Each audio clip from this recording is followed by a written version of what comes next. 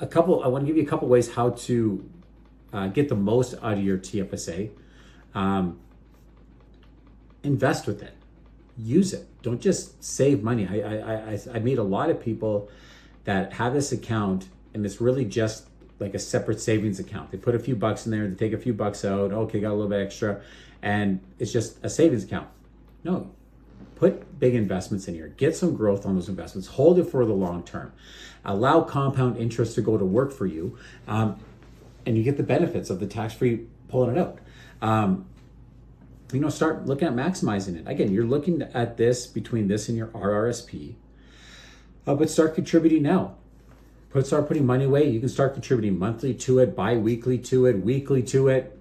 Start putting something in all the time and have the account working for you.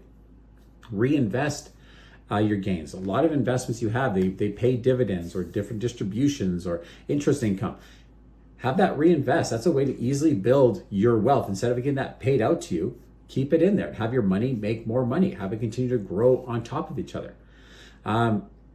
Look at your tax-free savings account, not just for the next few months or few years, but look at it through a real strategical lens.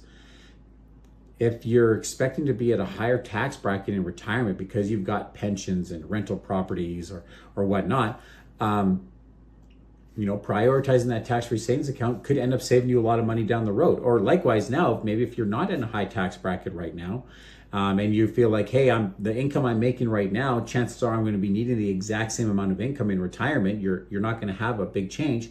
You might want to look at a longer term view of the tax-free savings account to help with that retirement strategy. It makes a big makes a big difference. And the thing to know too is because again, there's no tax implications, there's no penalties in that sense. You can use it as an emergency fund buffer that if things get a little out of hand, I'm not saying to use it as your emergency fund, but if things kind of get a little crazy, I know stuff happens from time to time. They've happened for me. Having that extra money available that you can go put into something does make a difference.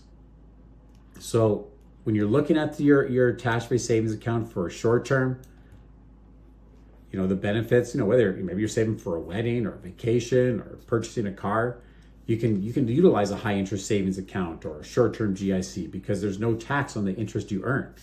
Can make a big difference, can save you a big chunk of money. But if you're also looking at it for longer term purposes, or again, you can do both, but if you're looking for longer term, hold growth assets like equities, stocks, and allow your money to snowball and grow over time. I guess just a couple things finishing off here is one way to track your contributions is you can log into the MyCRA website. Again, near the beginning of the year, they don't always have the numbers updated. It's something you got to kind of do later on in the year, kind of the second half. Even then, sometimes they're not there, but that's a great way to start tracking. You can at least get a good idea of what you put in, what you've taken out. If you are transferring your tax-free savings account between institutions, you can do a direct transfer. So the nice thing is you don't have to worry about, a lot of people think, oh, I got to take money out of my tax-free savings account with this company and then I put it in over here. You don't have to do that. You can just transfer from that company to that company. And the benefit of that is if you take the money out of your tax-free savings account, remember you lose that room. You have to wait until next year to put that money back in. So by doing that, you transfer it right over. It doesn't affect your contribution rooms, doesn't affect any of that stuff. There's no over contribution penalties. Super easy, simple. It just moves right over there. But one thing you want to watch too is if you do have TFSAs with multiple institutions, make sure you're tracking your contributions so you stay within your limit. You don't want to be going over and having those penalties taking place. So, I feel like, hey, the TFSA is one of the most flexible and really a powerful tool that we have to help us grow our wealth if you're using it in the right ways. Whether it is short-term savings or long-term savings, retirement investments you're doing, the key is really just to start contributing to the account, letting your money grow.